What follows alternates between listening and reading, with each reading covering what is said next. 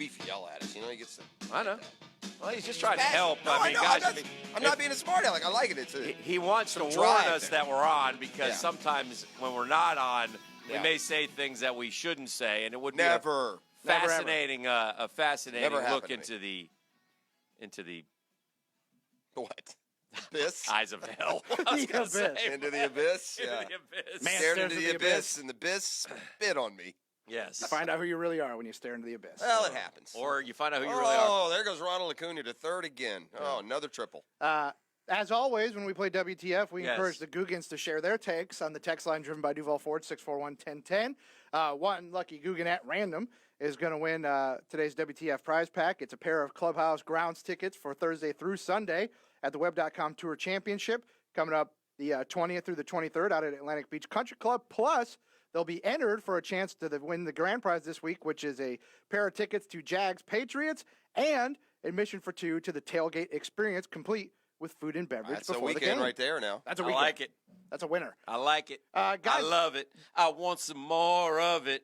This topic percolated, about a month ago with the team, and then it seemed to simmer out. And the latest from our friend Hayes Carline has at least brought it back to the surface somewhat. He penned his latest column on 1010XL.com. I'll just read you the headline. It says, "Time has come for the Jags to sign Dez Bryant." Gee, Dan, where have we heard that before? I don't know. On this show 2-3 weeks ago? I mean, don't know. Dez Bryant is an able-handed pass catcher who probably doesn't fit well here, or we probably would have knocked on that door already, no?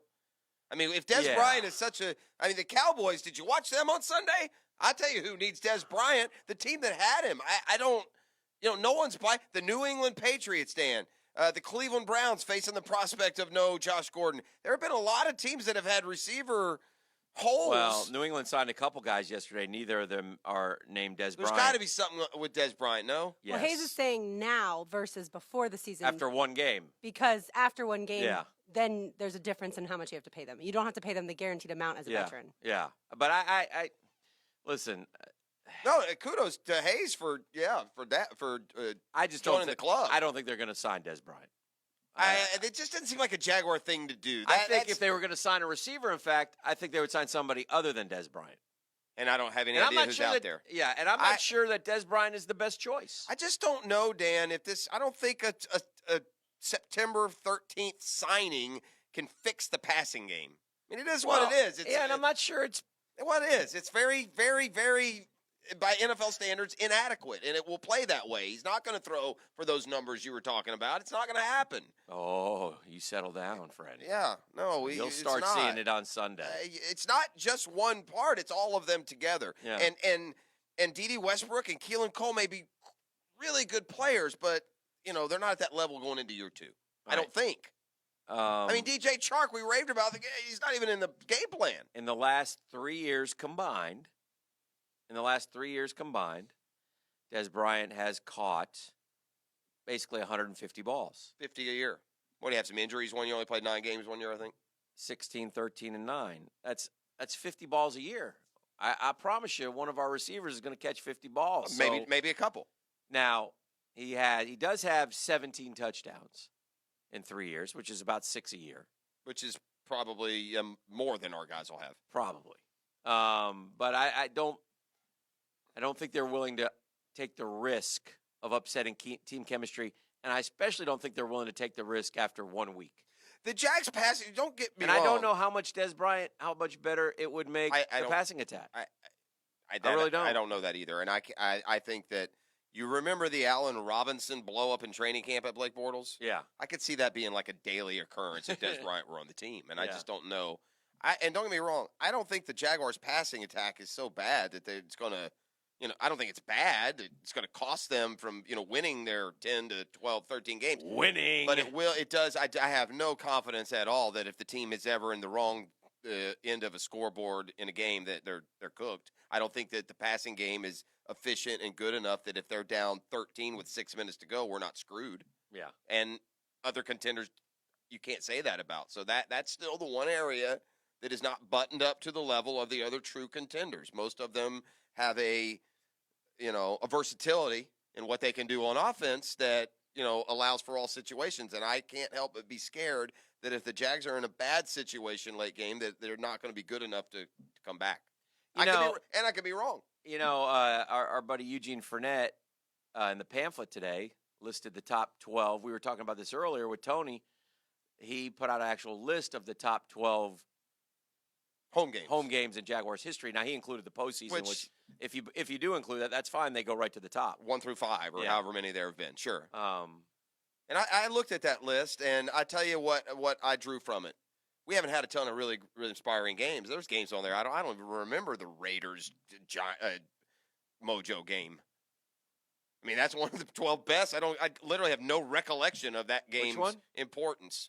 A game against the Raiders, where Mojo scored late and the Jags won 38-31 or something. I was just, how do I know this? I read it in the paper today. Oh, yeah. I mean, so the point being, I can go and tell you other teams' big home games before I get to that one. I think we were in a little bit of a malaise there for a lot of years that people didn't, honestly. 10 years, you almost forgettable. It's very forgettable years. There are bigger moments from less important games. Yeah. The Scobie 59-yarder, the Hail Mary to Mike Thomas. Yes. Like, those are big moments, but the games certainly were nothing to put on the calendar. Very well said. Yes. That's just how you would describe it. But Eugene's point was, well, look, if you're 8-5 and you're battling for a playoff spot, I guess back then, though, we were like, we're really not any good anyway. We're not going. Well, in 2010, here's what happened. Well, 08, they had the good. Was it 07 or 08?